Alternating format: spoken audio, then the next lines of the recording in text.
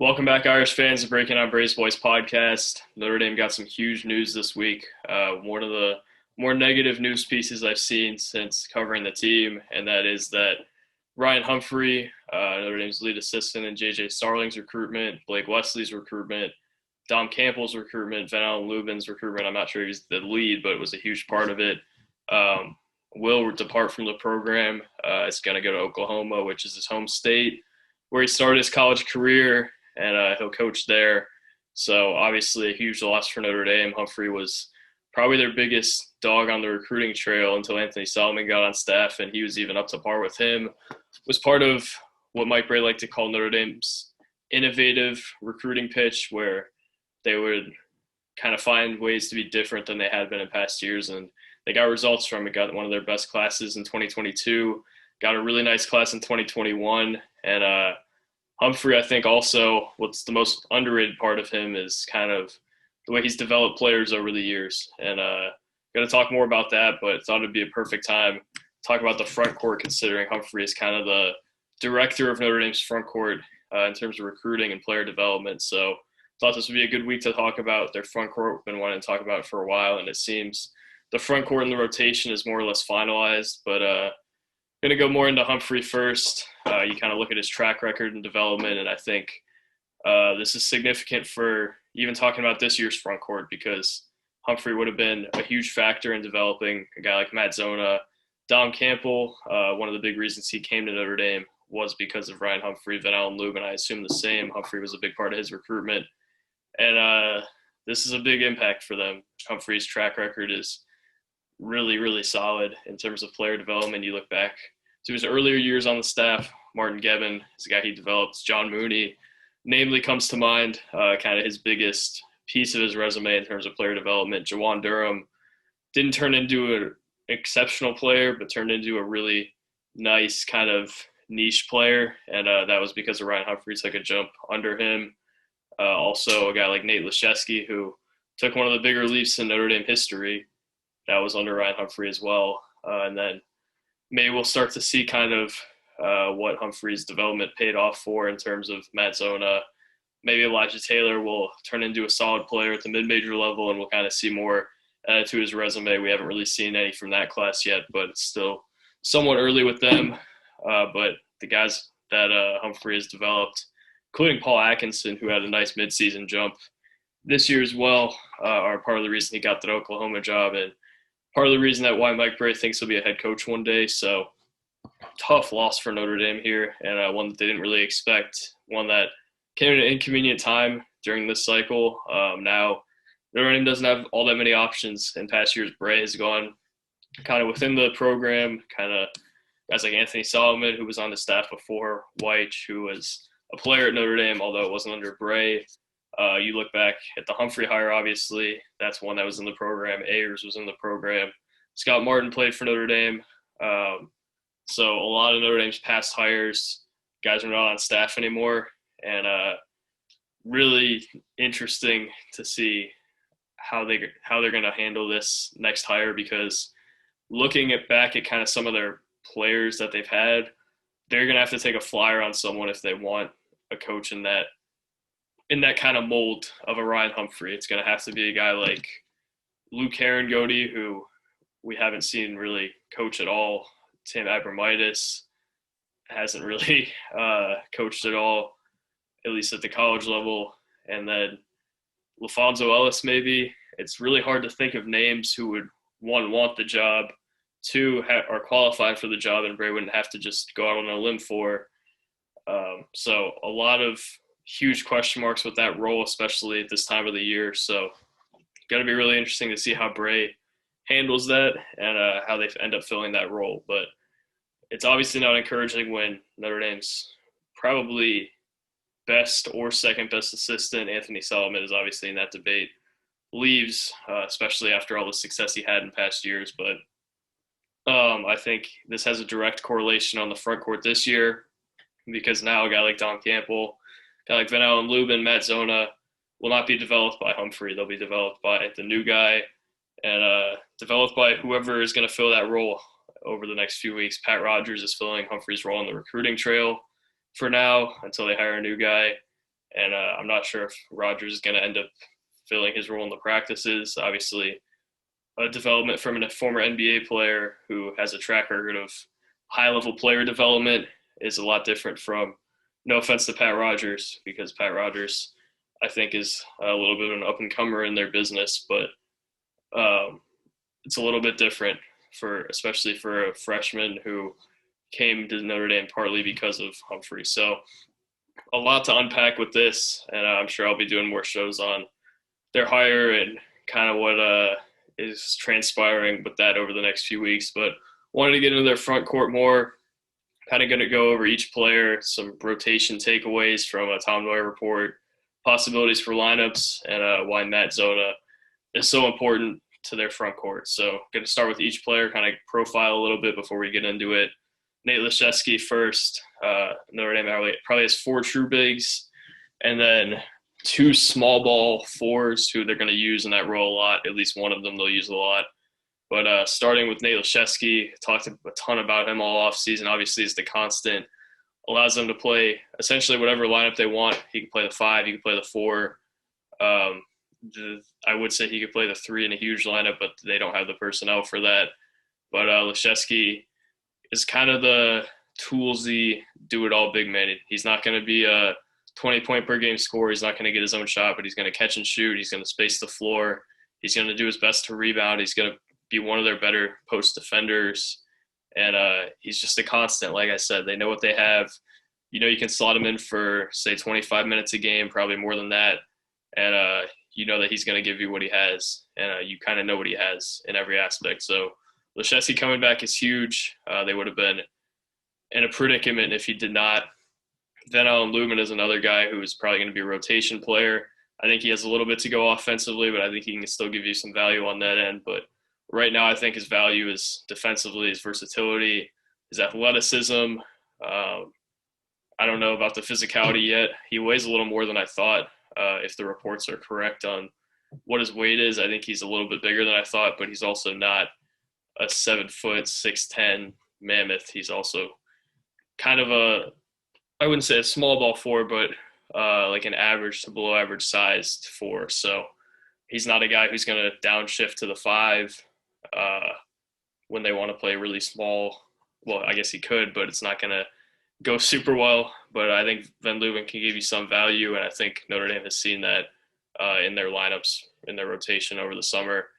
Dom Campbell, another one worth noting, also a freshman who I think has all the footwork down low, has all the touch, can shoot a little bit, but still needs to kind of work on his body a little bit. And it seems like he has made some strides in that area, but can he turn into a guy who Notre Dame can depend on down there this year?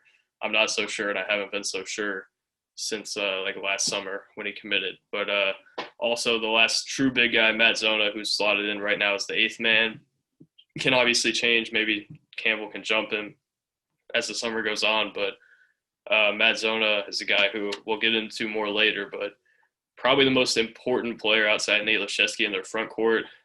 Him or Campbell, whichever one's going to play, is going to be incredibly important for Notre Dame. That one of them can be a solid contributor, because you look at guys like Armando Bacot, Jesse Edwards, who are going to out-physical pretty much every big man Notre Dame has outside of Matt Zona, and Notre Dame is in trouble if they don't have that. You look at past year's teams, like the 2020, 2021 team with a front court of Nate Liszeski, Jawan Durham, and then Nick Jogo and Dane Goodwin as small ball 4s. Notre Dame was in trouble a little bit against a team like UNC, where they were just playing volleyball off the glass, and that wasn't the first time that happened this year. Matt Zona is also probably their best post-up guy, which they don't have many of. Either Campbell or Zona's probably their best straight-up post-up guy, and if those two can't come through and become playable players throughout the year, Notre Dame can be in some real trouble. And this is why I really wanted to get a transfer as that 8th man, or as the 7th man, 6th man, someone who could slot in to play meaningful minutes and be a post threat, do some dirty work. Now it's all up to Matt Zona. And if Notre Dame doesn't think Matt Zona is a playable player, you might still have to play him anyway, because what he does for this team is so incredibly important, and we'll probably get into that a little bit more. But man, the versatility he allows you to have, the dirty work that he can do, and just kind of the profile he has, which I don't think Zona's a great defender, can't switch that well in the pick and roll, isn't overly athletic, so not going to be a shot blocker, but just the physicality he has defensively, you can't really find anywhere else on the roster outside of Dom and him. So if Notre Dame can't get one of them two to be playable and they can't give them minutes, I don't know what Notre Dame's doing this year. And they have to be incredibly confident that Matt Zona can be a playable big if they didn't go out and get a guy in the portal that can kind of do what he does. So obviously a lot of question marks in this front court, just looking at it. Right now, I still have a question about post scoring, which was it was a night and day difference between 2 years ago and this year with Paul Atkinson.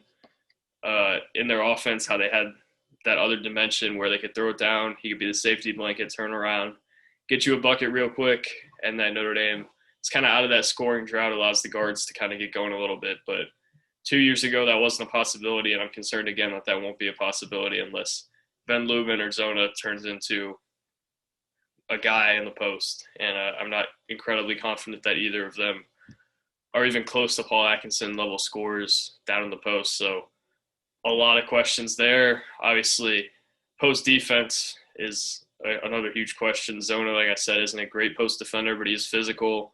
Ben Lumen is a great athlete. I think he's going to get back down somewhat easily, though. It doesn't have quite the height of a guy like Zona. Liszeski is about as average as you can get as a post defender in the league. And all of that also applies to rebounding a little bit. I think they'll be a little bit better at rebounding than post defending, but still question marks there. And this front court has so many questions, which is why it's so frustrating that they didn't adjust or address it in the portal. So a lot to unpack there. Matt Zona, again, incredibly important in all those areas that they get something from him. If they don't get anything from Matt Zona, then Notre Dame might be right back to where they were in 2020, 2021. Although they have a more talented team, they're going to have to go 5 out. They're going to be one-dimensional offensively. They're going to be essentially all guards. They're going to have one guy to set screens, Nate Liszeski, maybe 2 in Venal and Lumen. And they don't have a true 5 then. And that is really scary considering they're going in the ACC play. So heading into this year, the two of probably the 5 most important players, I'm going to group them together. I'm going to say J.J. Starling, Dane Goodwin, Cormac, Liszeski are probably 4 of the 5. And then Matt Zona / Dom Campbell, whichever one is farther along by the season, that is probably their second or third most important player because Notre Dame is completely one-dimensional without them. And the overall outlook of the front court kind of hangs on their shoulders. A lot of pressure on those guys. And it didn't have to be that way. They could have got that in the portal, but now you're kind of depending on guys you haven't been able to depend on in the past. And it's up to Mike Bray to kind of help them along, and it's going to be incredibly hard. Well, not incredibly hard, but it's going to be a lot harder now without Ryan Humphrey to develop them and turn them into what they need to be by the season. So I have questions about this front court, and I think everybody probably should. Matt Zona could play the 5. Dom Campbell can play the 5.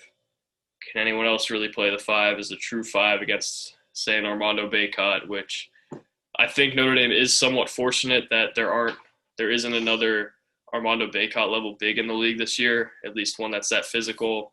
Some of the better bigs in the league. You look at Derek Lively, who isn't overly physical. Same thing with Kyle Filipowski at Duke. Kind of look at Jesse Edwards, not overly physical. Boston College does have some physical bigs. But I think the ACC is a little bit down in terms of physical post-up bigs this season, and I think that's certainly good for Notre Dame. Jesse Edwards is somewhat physical.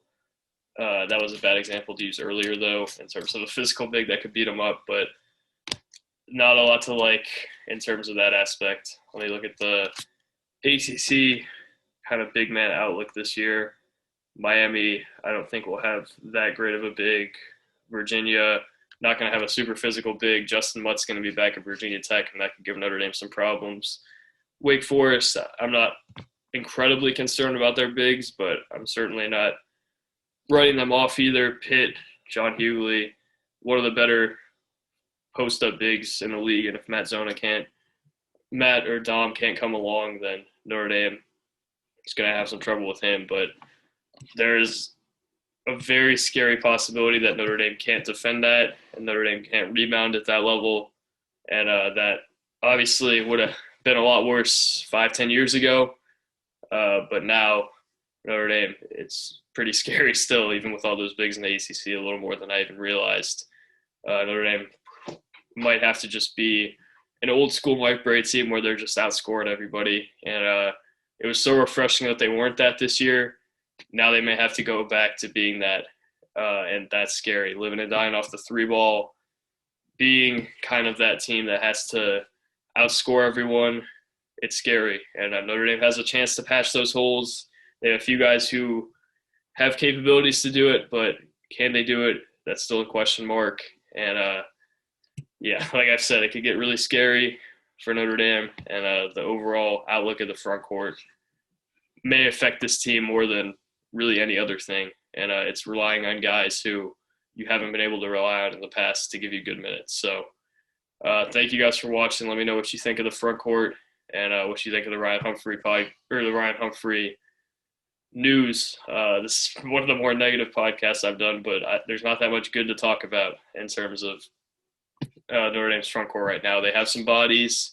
They have some really talented guys, but can they put it all together, and can they be serviceable down there enough to be good ACC big men in an average ACC front court? We saw what teams like NC State last year, who didn't really have bigs, did in the ACC. We saw what Notre Dame did in 2020, 2021.